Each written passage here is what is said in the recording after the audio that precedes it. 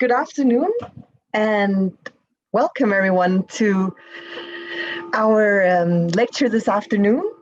My name is Anna-Katrine Goodme, and it is my distinct pleasure to welcome you all to our third lecture in our lecture series called Ancient Attraction, where we look into the dynamics of beauty, power, and sex appeal in the ancient world.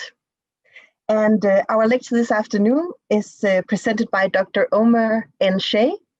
Omar is senior lecturer at the University of Malta, and he's with us. Hi, Omar. Hello. And a very warm welcome to you as well. Yeah. So the title of today's lecture is Masculinity and Beauty in Mesopotamia. And before I pass the floor to Omar, I'm just going to say a few words of introduction. Omar N'Shea's research interests, his main research interests are the textual and visual heritage of cuneiform cultures. Omar has done research on archaeology of gender, on masculinity studies, and even on castration in the ancient Near East. So every time I look at Omar's CV, I actually think he never does anything boring. He always does interesting stuff, only. At the moment, he's also doing field work on a Neolithic burial site in Malta, and we're looking forward to hearing more about that as you progress. Omar is also a long-standing member of the research network on gender and methodology in the ancient Near East. It's referred to as Gemane among friends, and there's usually some really good publications that come out of those network meetings, and Omar has published there prolifically. At the moment, Omar is working on a book on masculinities in the art of the Neo-Assyrian Empire. And the research that Omar is going to share with us today is part of his research on that book. So we're really looking forward to it, and also to the book when it's ready to be published. Omar's presentation will last a bit more than 30 minutes. And then after the presentation, we have ample time for questions and discussion. And I'll say a little bit more about the discussion, how we handle that in Zoom when we get to it. But Omar, thank you so much for being with us. And I'll just let you share your screen, and then the floor is yours, please. Thank you, Anne. Thank you so much. And it's such a pleasure to actually be with people, although remotely. It's really nice to see friends that I haven't seen in a while. And I greet you all. I say hello to new people that I don't know. It's a really nice opportunity to be here. Well done. I congratulate you for this organization. It's for the organization of this. It's really brought us together, even though we're sort of really forced to be to not travel and be apart. And it's bad enough that there's institutional divisions. Now there is spatial division. But it's good to see you all. Just a word before I begin. My housemate might disturb us a little bit as we go along. It's a non-human person by the name of Nico. He might interfere. If he does, I'll just mute myself a little bit or give a treat. I'm looking forward to this. So I'll share my screen now.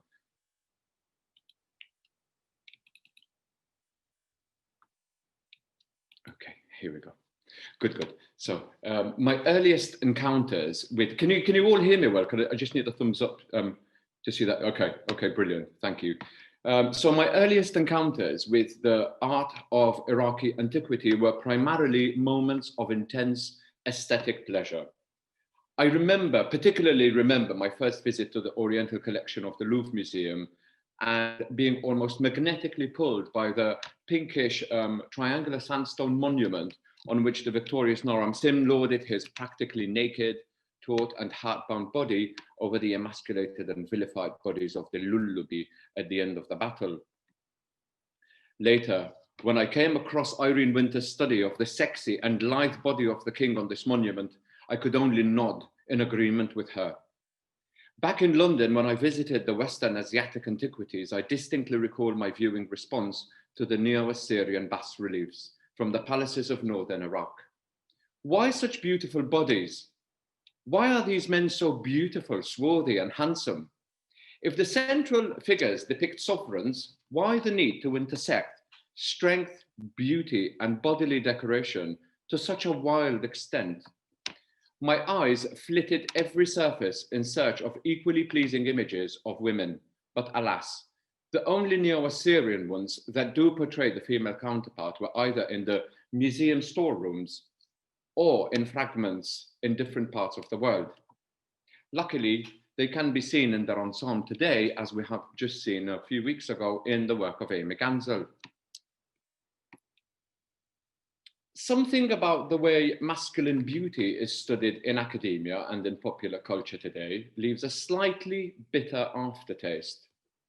Images of overly virile political leaders may well be accused of toxic masculinity today, and judging by the opening lines of the Epic of Gilgamesh, so were they in Antiquity. But care must be paid to the possibility that we may be conflating all forms of masculinity with toxicity in the modern reading of gender configurations. Is it therefore unethical to study masculinity?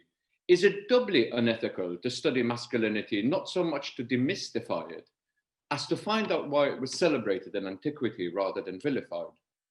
I do not wish to sound nostalgic. I will leave that to Jordan Peterson. Nor do I wish to be apologetic investigating masculinity at a time when it is, at one and the same time, a fashionable and contested object of investigation. But why, therefore, do we study masculinity? Is it to find a point of origin to a gender configuration in the distant past? Is it to elaborate some sort of causal explanation? Can we really keep a disinterested research attitude? Or is it that instead we continue to perpetrate the toxic glamour that leaves this gendered configuration so unmarked? Is masculinity a pathology, and could investigating it provide the key to understanding hegemonic, imperial, colonial, oppressive, racist, and sexist political formations? And then I was confronted with this lecture. I was confronted with another volatile and hugely contested object of inquiry: beauty.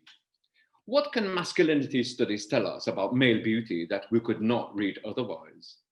There is a jumble of theoretical musings that place beauty on the academic landscape and weave it into a tapestry of fashionable terms such as gender, race, class, colonialism, surveillance, normativity, etc. There is a lot of this, and we all use these perspectives to make some sense of our objects of inquiry. But my initial anxiety in dealing with the term beauty is that it is often, at least superficially, easy to read as oppressive, colonialist, normativizing, exclusionary, etc. Today, we have the terminology and the jargon to immediately recognize such strategies of power. And yet, there is something strange about talking about the pair bond male beauty. Female beauty is worrying because it objectifies under the gaze of surveillance. Male beauty is different. It is never only plainly about sexual objectification. It is never a gaze that wants to merely consume and dispose of the male body. Could this perhaps be how masculinity secretly works in order to keep the male body from being fully objectified? It never seems to be per se. It is always at the service of something else, from electoral success to procreation prowess. Such an attitude pervades even the scholarly discourse. In Mesopotamia, the notion of beauty is attributed to animate and inanimate things. If we take it to be a description of an appealing materiality or aura of radiance, then in Mesopotamia there were beautiful persons and beautiful things. By persons, I mean human and non-human persons, of course.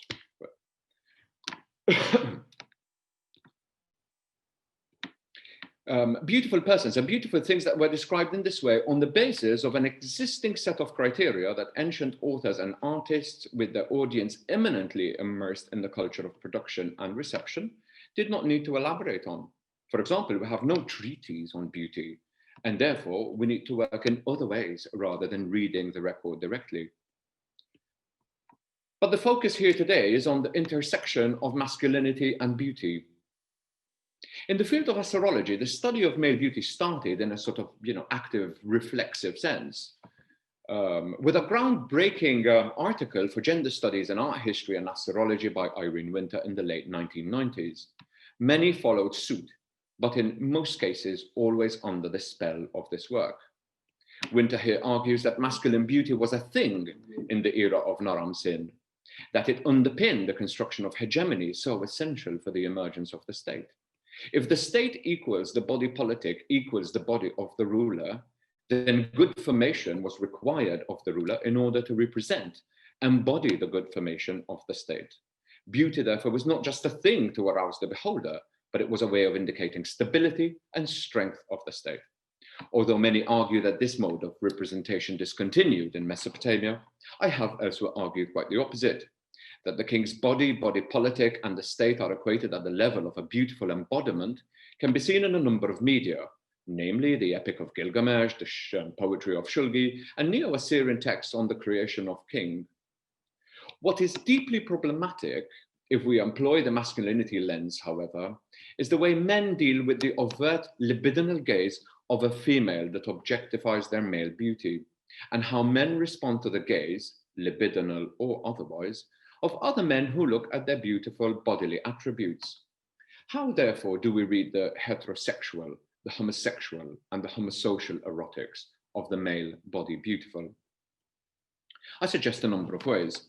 To begin with, I begin by following Irene Winter. We can successfully employ semantic searches in the lexicon of value.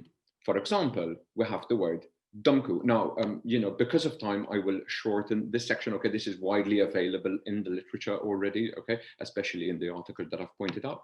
However, I'd like to talk a little bit about the semantic field of this particular term. So, as a high frequency occurring term, used primarily in context of aesthetic value judgments, it encompasses a rather broad semantic field. It spans from notions of pleasantness to good family breeding to graciousness and favorability, propitiousness, good looks, and handsomeness. The term is applied to females, males, children. We see it frequently used, especially in the early first tablets of the Epic of Gilgamesh, but then we can find it in also other texts, like, for example, the Macho incantation text from the first millennium BC, suggesting that virility and handsomeness are locked in a pair bond of aesthetic values. And we'll have some examples here. Other terms, such as Banu, Bashtu, and Kuzbu, also point to aesthetic value judgments. Banu, for example, encompasses the domains of well-formed and beautiful, and it is easier to comprehend in English because we have the same terms like well-built, for example, or well-formed. In Semitic Maltese, the term mibni as corporeal descriptor points to well-built and physically alluring at the same time. La Banu points to a malformation or physical disability. So some attestations point to its use as a euphemism for physical malformation in the body of a human person. Other terms such as Bashtu and Kuzbu also wield erotic charge and beauty. The term Kuzbu, for example, fuses both beauty and sexual charm. This term is used no less than 6 times in the opening of the Epic of Gilgamesh, although its use is then discontinued in the narrative. It is defined by the Chicago Assyrian Dictionary as attractiveness, sex appeal, luxuriance, voluptuousness, virility, and abundance. It is therefore a term that is highly important for the visual entanglement with the object of desire. The Epic of Gilgamesh foregrounds vision for its ability to both elicit and trigger both male and female sexual desire. In the epic, a character like the trapper, for example, notices the feral creature Enkidu and his terrifying strength, who seeks his father's advice and rallies Shamhat, a female prostitute, to unleash her Kuzbu sexual charms to tame the beast. The trapper asks Shamhat to uncradle her breasts and show Enkidu her vulva.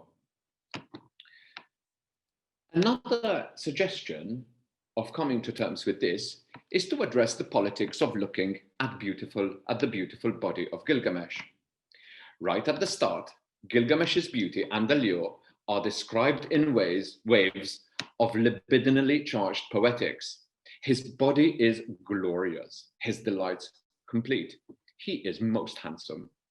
When Shamhat's female gaze falls upon him, she describes him as splendid in manhood and most virile. His entire body, Shamhat adds, is adorned with seductive allure.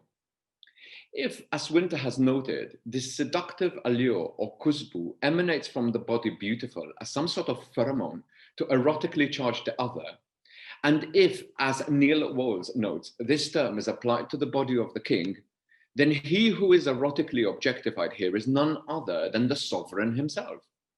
As Walls claims, the term kusbu applied to the physical person of the male sovereign not only identifies and defines male ideal beauty, but it also consolidates it. Gilgamesh is also referred to as Lalu, a delight to behold. So, in sum, he is rich, beautiful, sexy, and elegant. But let's face it, he's also a bit of an arsehole. The author of Gilgamesh also knew that beauty was relational. How can we understand this beautifully formed chap if we have no idea of how ugly and repulsive bodies were constructed in the narrative's community? For this, the author gives us Enkidu.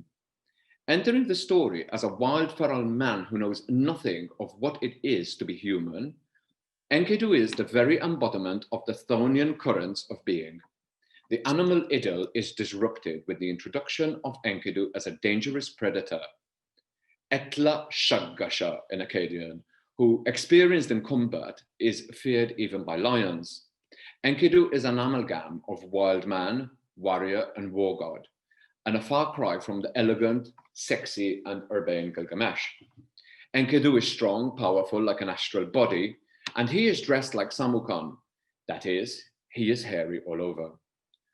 While the previous column stresses the beauty of Gilgamesh, this one accentuates the brutishness of Enkidu. But week after week of sex, a good dose of post-coital ennui kicks in, and Enkidu transitions from ferocious hairy beast to handsome man. Shamhat's first words are, "You are handsome, Enkidu, you are just like a god. Why, like the animals, do you roam the wild? Put on a garment, gird yourself with a waistband, fasten a weapon to it, become a warrior." Enkidu put on a warrior and he anointed himself with oil. Indeed, the Old Babylonian edition stresses the transition from beast to man by emphasizing Enkidu's appearance in terms of a transition from ugliness to beauty. He groomed his matted hair, so hairy was his body. He anointed himself with oil and thus became human. He put on a garment, he looked just like a groom. Which of course raises the issue of who is looking, how the looking is being done. The narrative's libidinal and erotic charge therefore directs the reader, irrespective of their gender and sexual identity, to the charms and beauty of the man's body, a veritable delight of the senses. For Anne Guinan, the active gaze is tantamount to seizure and appropriation, and hence the power dynamic of male coercion and female objectification is established in Akkadian literature in particular, and the Mesopotamian imaginary in general. Guinan adds that to be the object of a look makes one vulnerable and exposed. But that leaves us with a massive problem. Is Gilgamesh vulnerable? Is he exposed? If for Guinan the sex omens of Mesopotamia use the male gaze upon a beautiful woman as proper, and therefore as auspicious, then that leaves us with the problem of what was the proper response when men were exhorted to behold the beauty of other men.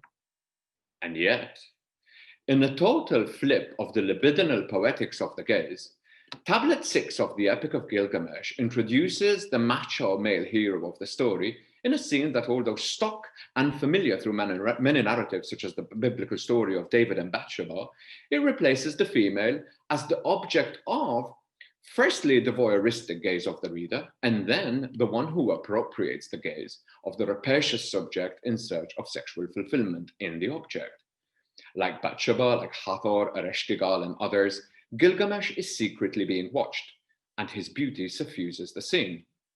He washed his matted hair and cleaned his gear. He shook out his locks over his back. He cast aside his dirty garments and put on clean ones. He was dressed and put on a sash, and then Gilgamesh put on his crown. The inherent voyeurism of the reader in this scene focuses on nodes of aesthetic value and pleasure. Gilgamesh's long hair is clean, still wet, long enough to reach his back. We can see the wet, dark locks falling over his broad shoulders. He is naked, and he is getting dressed as if in slow motion, giving the reader the continuous appearance of his nudity. If matted hair is repulsive, clean and luxuriant hair are both alluring, and the waistband lies at an interesting intersecting crossroad. As it girds the body and supports an upright posture of dignity, strength, and self-confidence, the waistband brings together the aesthetic of the warrior and the lover. Wall stresses that by noting the sash or belt being associated with a warrior and erotic charm, Ishtar herself is called the mistress of fruit and sashes. Ishtar's beauty, however, is not described or even minimally referred to in this passage or in the rest of the narrative, and the reader becomes complicit in the desiring Gilgamesh and his male beauty through a female phallic teleology, and seeks to appropriate it in its entirety through the use of the verb akalu. The verb to eat in the context of sexual desire does not, as has been translated up to now, to indicate a temporary enjoyment, but rather a total appropriation of the body through active sexual entitlement. If Guinan, through sex omens 4 and 5, reads the sexual objectification of the body beautiful of the male hegemon as a form of emasculation of that hegemon, then Gilgamesh's rejection is noteworthy, since he bases it not so much on the libidinal pleasure she gets out of his body beautiful, but rather because of the fear that she would consume him in his entirety, and quite literally so. Guinan is once again on point here when she notes that in the Omen series, masculine power expresses itself as a disavowal and withdrawal from erotic interactions with women, a comment that resonates with Wall's suggestion that the lack of references to Ishtar's Wisbu in the epic may suggest that Gilgamesh was simply too hegemonically masculine to even be interested. It is through Shamhat that Enkidu learns to be human and learns to look at the beauty and seductive appeal of Gilgamesh's royal body, what Watts calls the participation in the cathexis of the hero's charm. Look at him, gaze upon his face, splendid in manhood, dignified he is, his entire body is adorned with seductive allure. But since the Old Babylonian and Standard Babylonian epics praise the similar physical beauty of Gilgamesh and Enkidu, and since the Old Babylonian version describes Enkidu as a youth whose fair appearance is an equal setup for the godlike Gilgamesh, then perhaps one way of making sense of the male-to-male gaze is by referring to it as one of specularity. Finally, when Enkidu is dead, Gilgamesh has a statue made of him. He orders his chest to be made of lapis lazuli and his skin of gold. I believe here we have some insight into how beauty is beginning to work. But for Gilgamesh himself, we witness a throwback to the beginning of the narrative and a parallelism of the construct of that which is ugly and repudiating. After you died, I let a filthy mat of hair grow over my body and donned the skin of a lion and roamed the wilderness. And later on, when his allure is all but gone, Utnapishtim sees Gilgamesh and remarks, matted hair has enveloped his body. The pelts have ruined the beauty of his flesh. He achieves this through self-denial, sleeplessness, and hardship. The aesthetic imaginary that informs the composition of the body beautiful in the Epic of Gilgamesh finds parallels elsewhere in the cultural output of Mesopotamia. The bas-reliefs on orthostats that line some of the more prominent rooms of the Neo-Assyrian royal palaces, as well as the public and votive royal statuary, also bring the construct of beauty to bear on the message of imperial formation's military supremacy, the ruler's hegemonic status as primus inter pares, and as an earthly intermediary and consular man to the gods shaped in the very image of the divine fathers. During the coronation ritual, the king's body undergoes a transformation from mortal to higher being, all but divine. This transition of the body to the royal soma through investiture is echoed in some of the letters found in the state archives of Assyria. They remind us that man is the shadow of God, but the king is the perfect likeness of God. It is further stressed in narratives like Ahikars, which remind us that the audience of the king is beautiful to behold, especially to all the mortals walking the earth. But there is some logical tension in the teachings and the ideologies that the king's body is already fashioned differently than that of his mortal counterparts. Does the transformation occur through investiture, or is it premeditated by the gods? Be that as it may, the king's body is made thus. Ea instructs Belet Ili, the maker of mortal man, to now create the body of the king. Belet Ili is instructed to fashion him as beautifully as possible, to endow him and his physique with good form, to make his appearance handsome, to make him beautiful. The transformation sees the king emanating a nimbus of radiance, of strength, of life force, vitality, and virility. And I quote, Ea, the god of wisdom, opened his mouth to speak, saying to Belet Ili, the goddess of creation, you are Belet Ili, the sister of the gods. It was you who created man, the human. Fashion now the king, the counselor man. Gird the whole figure so pleasingly, make perfect his countenance and well formed his body.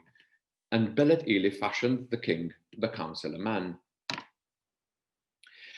We have other texts, of course, that keep making reference to this likeness of the king to the gods. So we have the state archives of Assyria yield a number of textual sources that contain messages like, you, O king of the world, are the image of Marduk. The king of the world, the Lord, the king of the world is the very image of Shamash. The father of the king, my lord, was the very image of Bel, and the king, my lord, is very much the likeness of Bel, etc., etc. Early Assyrian reliefs showing the king under the image of the deity with whom he shares the appearance of the beard, the crown, the broadness of the chest, the tamed groom curls. We do not really know the origin of this shared handsomeness, and it is unknown. However, Llewellyn-Jones argues that it is probably connected to the connotation that the ruler is superlative in all respects. But that these images of the Assyrian ruler represent the true likeness of the king himself in person has been a matter of debate among astrologists and art historians. But be that as it may, these images perhaps represent not portraits in the sort of mimetic Western art historical understanding of the term, that is a true and faithful likeness of the sitter, possibly with indications and cues of inner personality and character traits, but rather, as Irene Winter suggests, that is an image of the office of kingship. Llewellyn-Jones calls such an image a portrait of the longevity of the institution of royalty. Salam Sharrutiya is therefore, according to Ziffer, a portrait of the ideal and able king in royal garments with royal insignia fashioned by the gods in the likeness of the gods. We do, however, have extant texts which indicate that at least some form of policy was required in the execution of the image of the king. And this text over here is a letter by Nabu Asharet, who was writing to the king. And we note the section over here in retro refers to where he says, as for the royal image which they are making, the scepter is lying across his arm and his arm is resting on his thighs. I myself do not agree with this and I will not fashion it so. I could speak to them about features, about anything whatsoever, but they wouldn't listen to me, etc., etc. So ultimately, the final word in the artistic policy of the execution of the royal image lies with the king. But why, though, so much attention paid to the hands and the chin and the hair? Are they particular to an Assyrian notion of likeness in the mimetic sense, which we doubt, or Assyrian in the ethnic sense? Were the artists not familiar with what the Assyrian kings expected? Or is it that they are somatic loci or physical spots of aesthetic value? In Assyrian art, as in early Akkadian art and later Achaemenid art, the Assyrian king's masculinity is defined relationally and in opposition and apposition to the bound, subjugated, crouching, kneeling, prostrating non-Assyrians. It is at once an intersection of race, class, military prowess, and gender. The king's body is inscribed with all the values of the male warrior elite. Victory and virtue are his alone. They are beautiful to behold, but in today's marking of masculinity, they are deeply worrying and problematic. Be that as it may, when speaking of the Persian-made images of Achaemenid kings, Lord Llewellyn-Jones writes the following, and I quote, "Notice how perfect the monarch is. His body emanates strength and vitality. His posture encodes military prowess and sportsmanship. His hair and his beard are thick and luxuriant and radiate health and vitality. His face, with its well-defined profile, large eye, and thick eyebrow, is as powerful as it is handsome. These images are state pronouncements. We must read them as codes through which the king's body takes on cultural meaning. It is the manliness, wholeness, beauty, and physical fitness of the monarch's body which guarantees his right to rule. Llewellyn-Jones therefore sees the state using the canvas of the body in order to equate the king's physical strength with the well-being of the state, a tradition of looking at the coded body of the king as body politic, which is rooted in the early writings of Margaret Cool-Root. Other studies in the decoding of the telltale signs of royal attributes are assumed to have political meanings, because masculine beauty is never per se. It must be distilled political ideology. Llewellyn-Jones stresses that by reading the king's body as a site of representation, we decode the cultural ideology of the Persians who created the texts and images which make up our deposit of study materials, because rulers before and after Achaemenid kings developed artistic programs as a response to their receptions and perceptions of the particular political historical demands of the reign. So Margaret Cool-Root, Irene Winter, and Llewellyn-Jones all subscribe to the idea that in antiquity, the visual culture of the Near East followed a semiotic display. And therefore, in the case at hand, foot, nose, eyes, and other body parts, ancient Near Eastern people did not necessarily think of their external form, but or of their activity, the power exercised by a strong hand, or the foot on the belly of an enemy, or the gesture of subjugation. This reasoning, however, could indicate that there is either an anti-mimetic or an anti-aesthetic operative policy of representation, one in which physical attributes and body parts portray not so much the values of beauty current at the time, but rather values of governmentality, or the values of governmentality are fused with those of beauty and masculinity, and therefore, back to what Irene Winter argued for the representations of Gudea of Lagash. In this sense, therefore, the king is beautiful because his arms are big and strong enough to rule. He is beautiful because his eyes are large enough to keep his flock under his watchful gaze. And this is what seems to be at work in the claim that the gods fashioned the king in their image, a projection of the needs required by the community inscribed onto the body of the sovereign.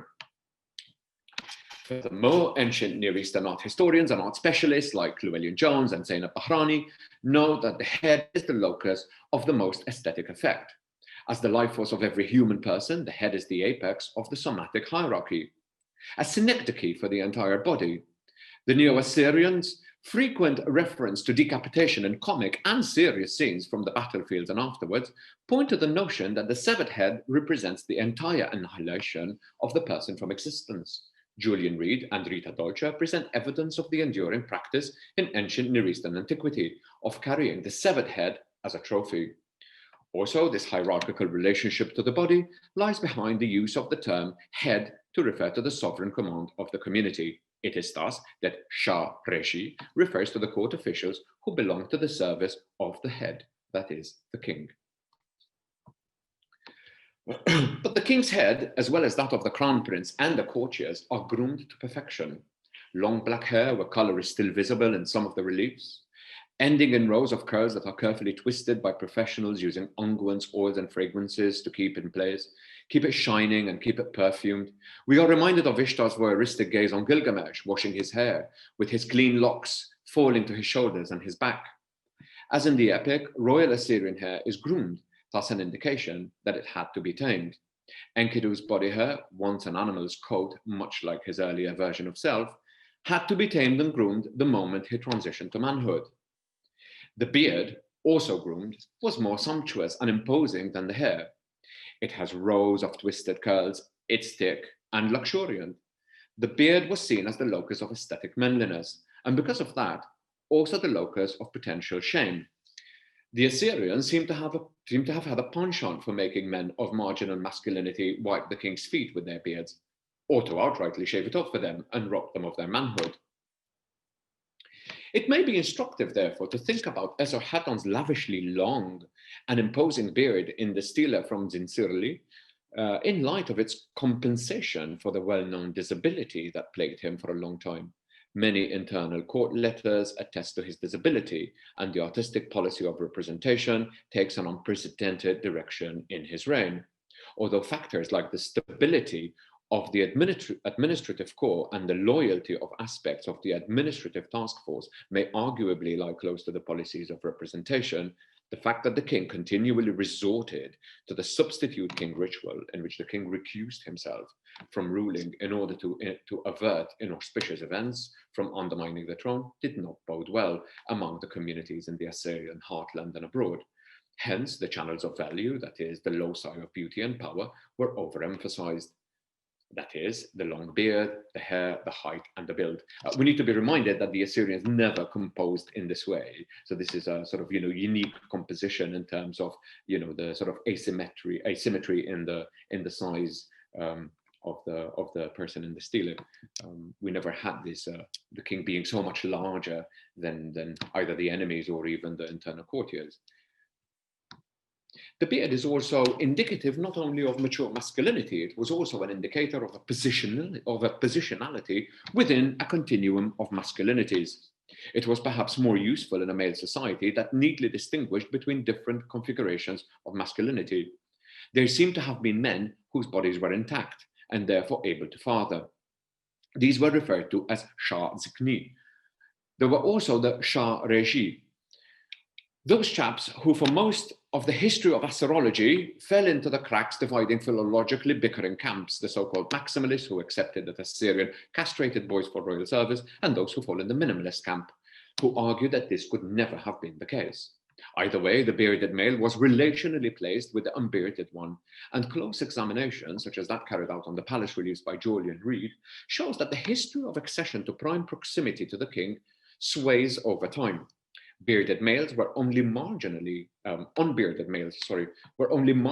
fashionable at the early Assyrian court, but by the time Ashur-natsir-pal II comes to the throne, unbearded chaps take the prime position in the royal visual program.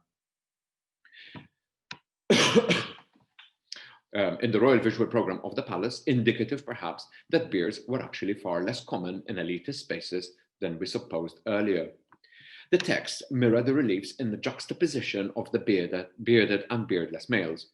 Often, most administrative correspondence refers to court service officials as two separate configurations, a sort of binary that cleaves masculinity internally. That good looks were a prerequisite for some boys to be castrated, and hence their boyishness or prettiness to be kept from developing into fully blown manhood, is marked in a letter that comes to us from the kingdom of Ugarit in more or less the simultaneous to the practice happening elsewhere. Zulannu, writing to the governor of Ugarit in reply to a request the latter had made for a eunuch and a horse, sends the governor a mare and a boy, whose good looks he claims were certainly suitable for eunuchship.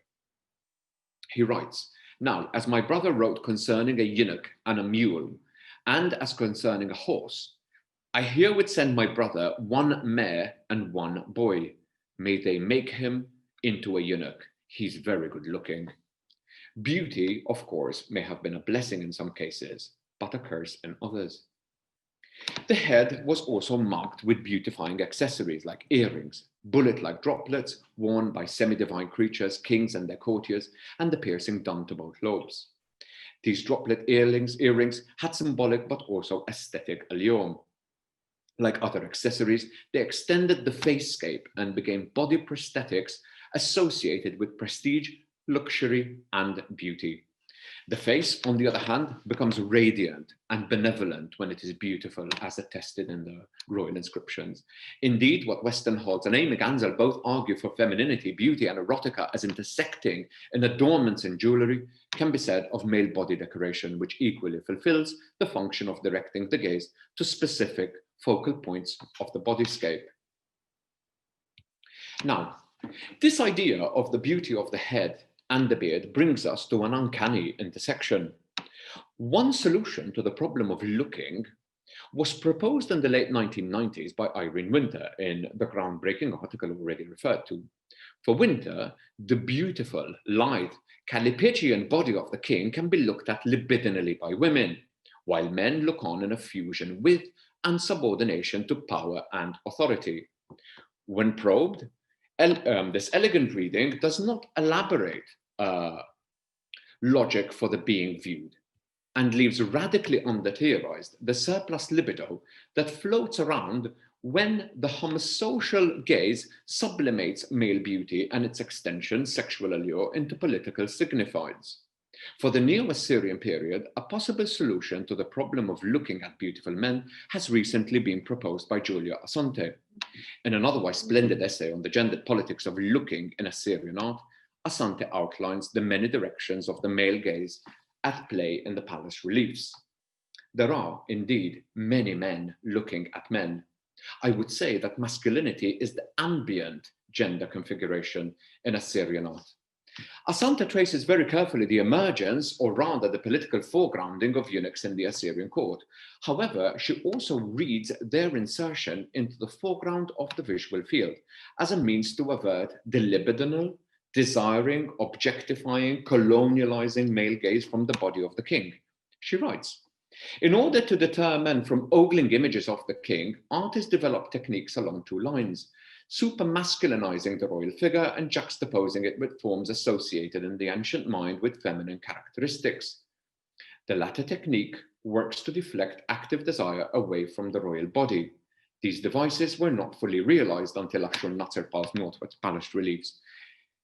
In earlier representation in the written and visual records of Mesopotamia, the king was frequently featured openly as an object of sexual desire, end quote.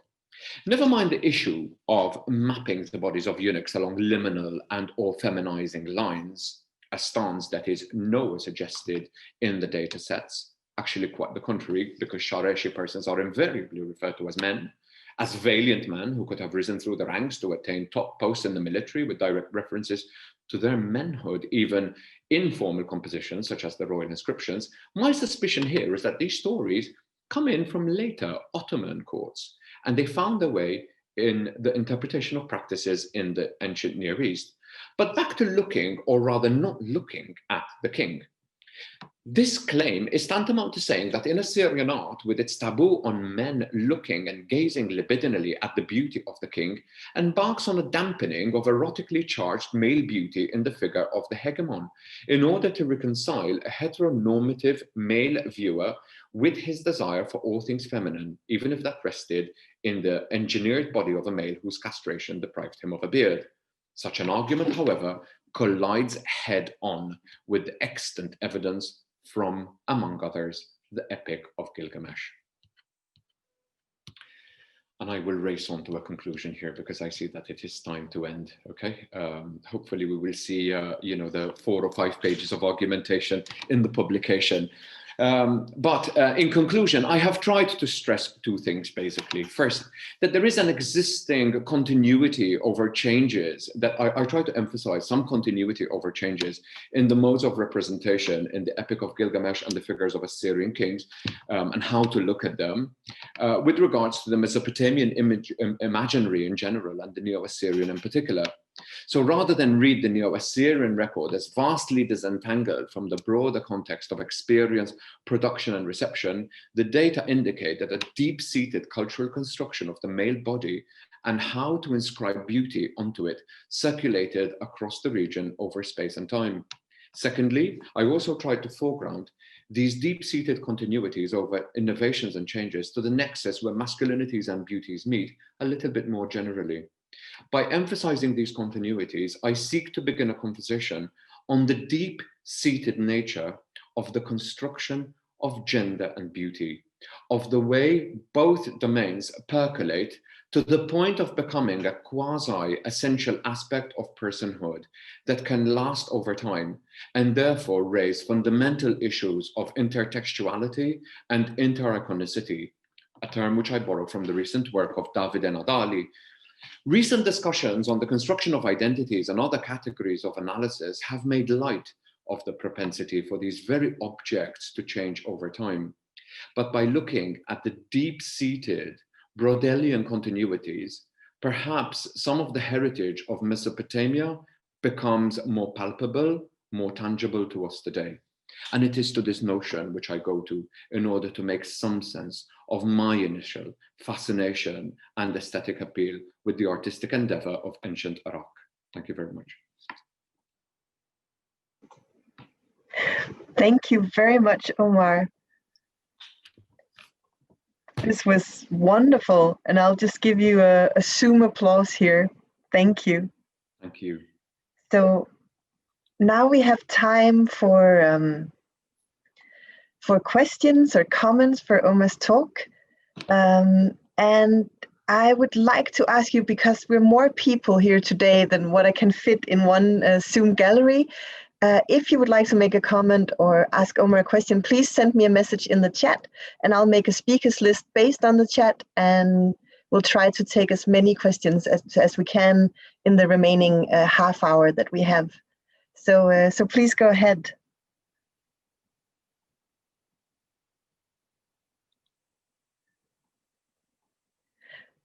So while people are writing in the chat and gathering their thoughts, it always takes a little bit longer in Zoom. Everything takes longer in Zoom. I actually have a question about the one slide that you said you wouldn't go into detail with. I'm really sorry about that. Yeah. But it just made me wonder, because in my field of Hebrew Bible, the word to describe beauty in men and women in Hebrew is the same, but it is almost consistently translated as handsome when it's used about men, and as beautiful or lovely when it's used about women. And I was just curious when I saw your slide if it's the same thing in Akkadian, because I noticed that you translated, or the translation you used it was handsome in these cases. And I just wonder, is there a proper Akkadian word for handsome about men and beautiful about women, or is it the same Akkadian term? Exactly.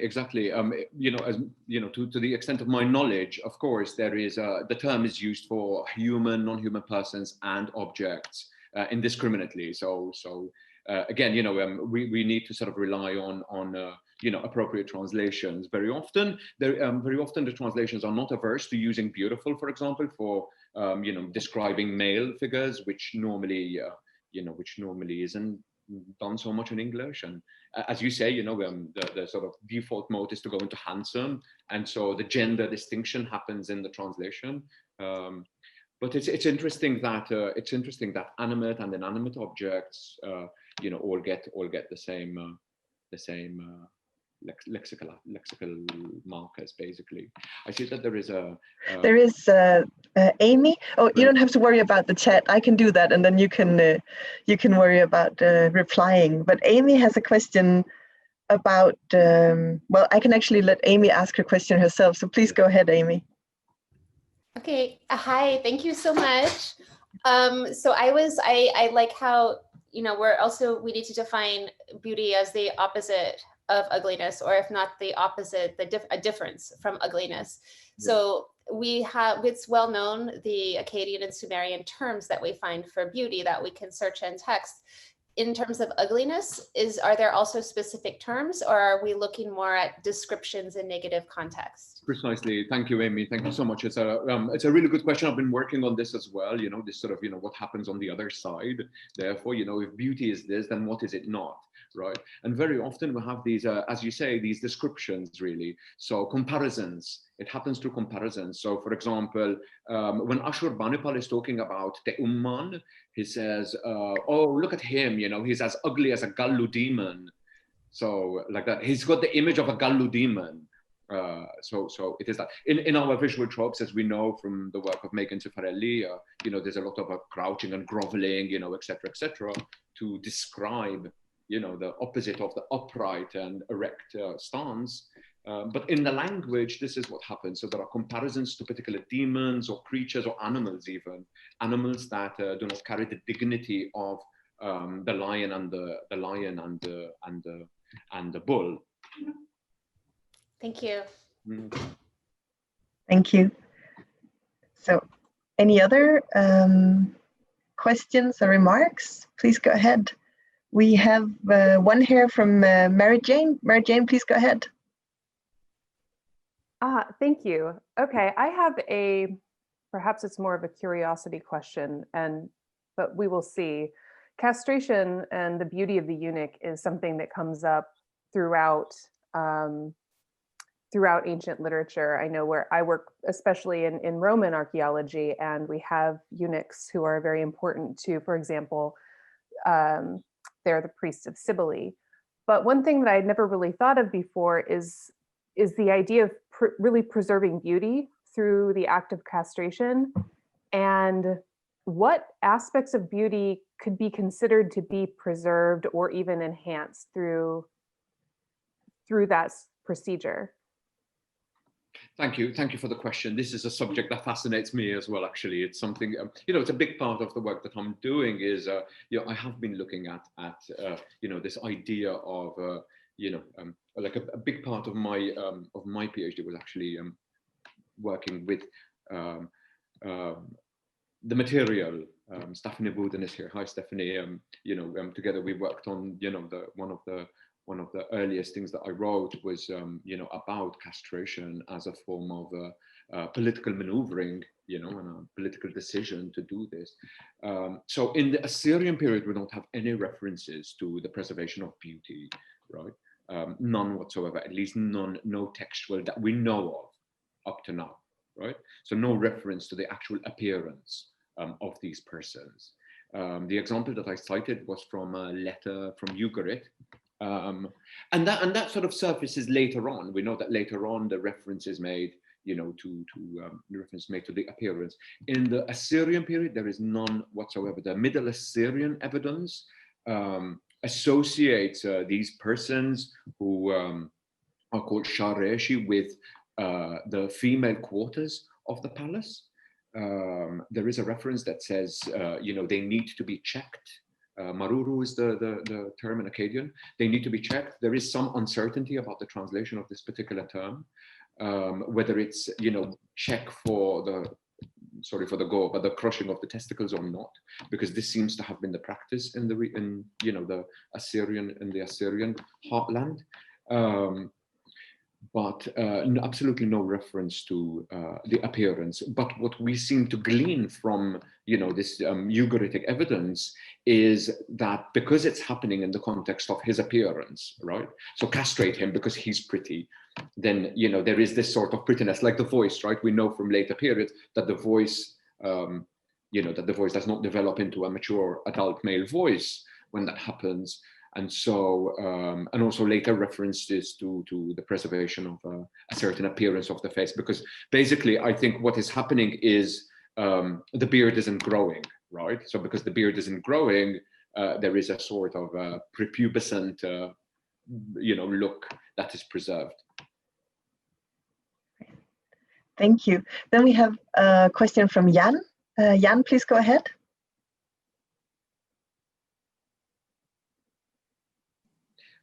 Great, thank you. That was a really wonderful talk. Thank you so much. My question is with regards to the effects that beauty has to the person and to the person's household, whether beauty can bring the person danger or violence or death. Would you be able to elaborate on that? Thank you. Right. It's interesting. I haven't looked at the sort of lower stratum context, because at the moment my evidence is more sort of from elite, because I study the royal palaces and the royal literature. But what I can say is that yes, I mean, it is certainly very dangerous in the case that I talked about of Gilgamesh, for example, when Ishtar is looking at him, and because he is so handsome and because he is so alluring, there is this idea of, on the basis of that, he could be endangered. And then Gilgamesh's reply that, all the other lovers that she'd had, had a bit of a, ended up badly, basically.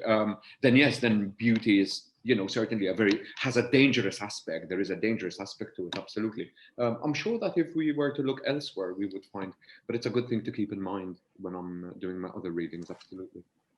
Thank you. Thank you. Thanks. Then there's a comment or question from Francis Borchardt. Please go ahead. Yeah, thanks. This was really amazing. So in your examples, several showed a pattern of beauty being shown as a sort of differentiation from wildness, or perhaps even from the animal, maybe. And several also showed that beauty could be or was affiliated with divinity. The statements of "you look like a god." So is it broadly true that male beauty, at least, is tied to a hierarchy of being with gods on top and the high class males and so on, going downward to ugliness being the very lowest? Yeah. Absolutely, absolutely. There's this hierarchy that I refer to, and that is what we see consistently in the data sets. Absolutely, yes. And this is interesting. For example, when this is also very interesting. It's a good point that we're bringing up here, the idea that we're seeing the same. For example, I expected to find the same with masculinity, for example, where, you know, my opponent needs to be equally valiant and equally masculine as me. If my battle and my victory are to make any sense and have any cachet, right? But it's never the case. It's oh, you know, you're a coward, you're a loser, you know, you're that. So there is definitely this hierarchy at the outset. You know, you're at the outset ugly, at the outset, you know, a loser, at the outset emasculated, whatever, right? Thank you. And so just to get back to the hierarchy, so we have a hierarchy that has the gods at the very top and the demons at the very bottom. And the beautiful at the top and the ugly at the bottom. Exactly. Thank you. So Stephanie Boudin, please go ahead. There is something sort of evil about ugliness in the sense, right? There is something evil. And there is also something that I think both Anne Guinan and Irene Winter talk quite a lot about, you know, the idea of, you know, you need to show the lack of a lack, right? Because if there is a lack, I believe this is the term that was used by Irene Winter, the lack of a lack, I think, right? The idea that, you know, if there is something missing, then, or something wrong, or something ugly, or something bad, it's inauspicious, right? It's inauspicious, even, you know, at a sort of broader political context, if you want, or yeah. Right. Thank you. Stephanie, please go ahead. Hi. Hi, Omar. Wonderful. Can you hear me? I can hear you. Yes. Wonderful. I'm thinking of some of the theories of Andrew Stewart on the notion of the male gaze, and that the male gaze is innately subjecting. It subjects the one viewed to the one who was doing the viewing. And I'm wondering, on one hand, if part of the ambiguity of male beauty in the Mesopotamian context is that in order to be beautiful, someone has to see you and someone has to judge you and declare you beautiful. And on the other hand, is this a feminizing thing? Because generally in world cultures, it's, well, women are beautiful and men are strong and powerful. Now we're conflating power and, if you will, righteousness with handsomeness, with beauty. But it also means that you're being judged as if you were female on the external. And is there something about the judging of a male to be handsome, to be beautiful, that subjects him to the gaze and feminizes him? And could this be part of the problem and something that has to be worked against, especially in some of those Neo-Assyrian examples that you were showing us? Thank you. Thank you. This is a very important consideration, an extremely important consideration, and also one that I find the Neo-Assyrian repertoire, I believe, I'm not there yet, Stephanie, I'm not there, but I'm working towards it. I believe that this is something that can or could possibly have a solution in what is called the garden banquet scene, right? Where Libali Sharrat is looking at Ashurbanipal in a context of the garden, the banquet, the gendering of the trees. You know, it is a sort of evocation of the lyrics of Nabu and Tashmetu. It brings back the idea of René Girard, you know, the sort of erotic triangle where she is looking at him and he is looking at him because he's looking at the head of Teumman and he's not looking at her. So, you know, so in order to not be emasculated, he's looking at a guy, he's not looking back at her. So she is owner of the gaze. Libali Sharrat owns the gaze. She's looking at him. She's very central in the relief, right? And that is why it is such a visual hapax in many ways, right?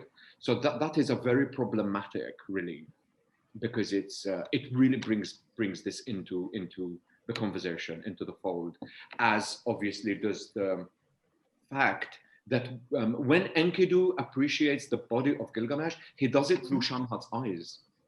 Mm-hmm. And I think you see something similar in the Gilgamesh epic when Ishtar is looking at Gilgamesh. Yeah. You have that ongoing motif of the man who sees the bathing woman. You see that, like you said, with Bathsheba and David. You're seeing it here, but it's completely inverted, like Neil Walls has written about. So that literally he, in being beautiful and being seen by the female, he is being feminized and propositioned. Yes, yes, yes. And we are prepared for that. We are constantly prepared for that in the text, right? There are sort of, constant sort of attempts, at trying to reverse these roles all the time. There's all these reversals going on like that. Yeah. So for the Neo-Assyrian repertoire, I think best place to start is really the garden banquet scene. And I think probably, I'm sure that Amy's thought a lot about, what Libali Sharat is doing there. She's looking at the king, she's looking at him in public, in private, right? And it's quite a powerful presence for Libali Sharat there. It's quite a powerful representation, I think, because she owns the gaze completely. Right. Thank you. So the next speaker is Ellie Lyle. Ellie, please go ahead. Thank you very much for your paper. I really enjoyed it. I just wondered if you'd thought about like the lack of beauty or the absence of beauty in text. So then, is there any? Are there any examples of where you feel that maybe beauty should be recorded or described? And if it is absent in the text, does that automatically mean that somebody is ugly or somebody is? Is there like a normal plateau of somebody being plain or? Sorry, I'm having trouble. Like the sound is coming and going my end. Is that me or? Sorry. Can you please repeat the question? Yeah, absolutely. Is that any better? Yeah, it's better now. Yes. Sorry. Okay, sorry. I just wondered if you thought about the lack of beauty and the absence of beauty in descriptions. Where maybe beauty should appear or is normally appears to describe a character. Forgive me if I'm trying to compare it to the Hebrew Bible, but David and Absalom are notably described as beautiful, and that distinguishes them people. So is there kind of is there a balance between beauty and ugliness? Does that make sense? I haven't. Yeah, it's obviously the lacunae are very important, and I haven't I haven't really addressed where you would expect to find it, and you don't. But one place is to go back to the idea of castration and and handsomeness.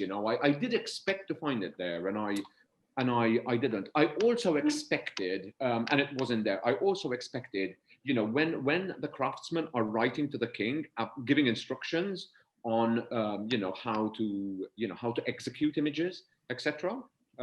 It is very, very specific, features that are mentioned, and not the sort of overall appearance, like, oh, this doesn't look good, or this isn't beautiful enough, etc., etc. So yeah. But absolutely, I did. I think there are some gaps. For example, when talking about. So, for example, it's interesting how when talking about children, this is never brought up, right? Never really brought up. So there are spaces, but it's just one needs to have that question, right, and then go back to the data set and see what happens there. I think also part of the question that you maybe didn't hear, Omar, was if there isn't an explicit description of a person as beautiful, should we then assume that that person is in fact ugly? Did I understand you correctly, Ellie? Yeah. Oh, right. Well, it depends on the context, obviously, right? We'd have to look at the context and see what the context says, right? Whether the context, whether there is a deliberate erasure of the direct term, or whether so the context will determine that reading. I think I'm not aware of anything like that in the literature. The Assyrians were very, very direct and very explicit, so in most cases. Thank you. So our next speaker is Anne Guinan. Please go ahead, Anne. Where is Anne? She's here somewhere. She's in the chat. Anne, hello. Hi, Hi, how are you? I'm doing fine. If I could get the video off. Never mind. Video on.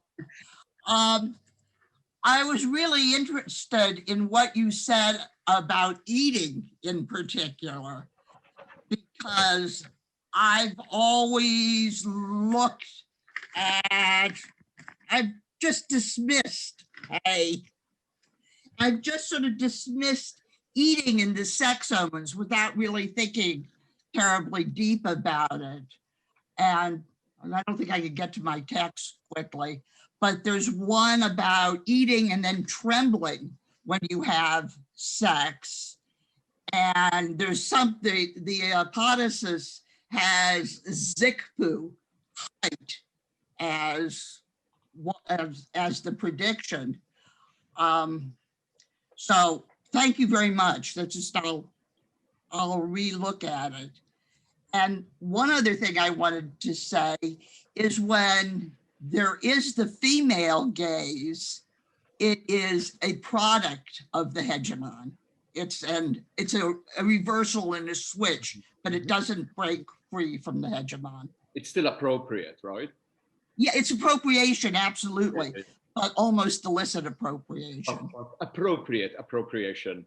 Oh, okay, no, it's not appropriate, but it is appropriation. It's appropriation, inappropriate appropriation. Perfect. It's early for me here. It's good to see you. Good to see you, Anne. Thank you. We still have time for a couple of comments or questions, so please go ahead if you'd like to make one.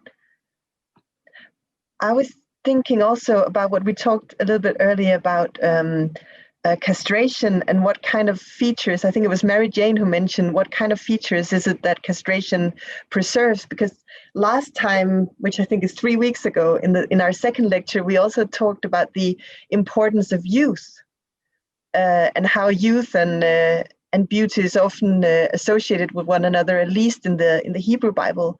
So could that be a side effect of castration in relation to beauty as well, that castration would preserve a certain kind of youthfulness? It's a good question. It's a good, it's important. Our texts don't say anything about the appearance. Unfortunately, there is absolutely not that, at least to the extent of my knowledge, right? There is no reference to the appearance of. What is interesting is there is a certain, if we look very closely at the reliefs, there is a certain chubbiness that results from androgen deprivation in the body, right? So there is a certain barrel-chestedness, a sort of elongation of the axial skeleton, as well as a sort of chubbiness in the face and the chin, which is subtly present in the reliefs, especially those from Dur Sharukan, for example. So in the processional, for example, reliefs from Dur Sharukan, the barrel-chestedness is almost is almost like shockingly clear, right? And this is, one of the reasons why I've always found it so difficult. So first of all, it's the idea that every single empire has castration. Why not the Assyrian Empire? But apart from that, there is also some evidence in the depiction. So the idea that, for example, a lot of minimalists have always argued that, oh no, these are just young men, right? And you have these fully adult bodies, with forearms that are very well developed in musculature, for example. And the argument that they are, very, very young boys, and it's that is not the body of a young boy, And so yes, there is a youthfulness that is preserved through the androgen deprivation that was evident in the reliefs as well and in their execution, but not in the text. No, I see what you mean. Well, thank you. That's again as much as I know. But I have combed, I have combed as much as is possible. The references to castration, but right. So Arlene Enriquez has another comment on castration. That's a good conversation starter. Castration, but Arlene, please go ahead. I don't know if you can see me because it's super dark where I am. I mean, it's like 6 a.m. here. Whoa.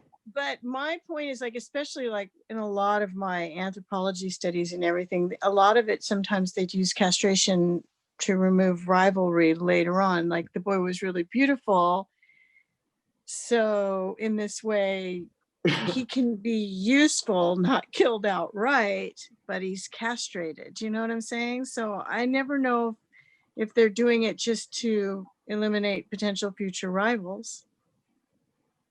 Okay, so my understanding of castration in at least the Neo-Assyrian context is a strategic one. That there is a sort of strategic, at least in the sort of 900 BC, and later, the idea that there is a replacement of provincial governors from intact males to almost all were Shareshi then, right? Almost all were castrated. So all the governors were changed into eunuch provincial governors. So basically the land could come back to central government.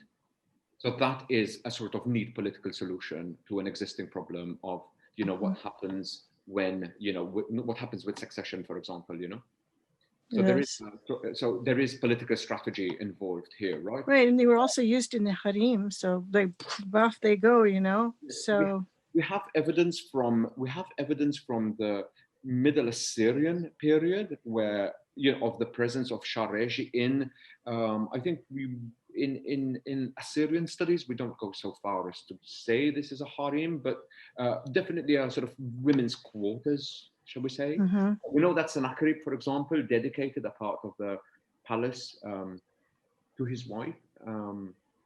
On one of the Lamassi, there is an inscription that says, "I dedicate, this quarter of the palace to my wife."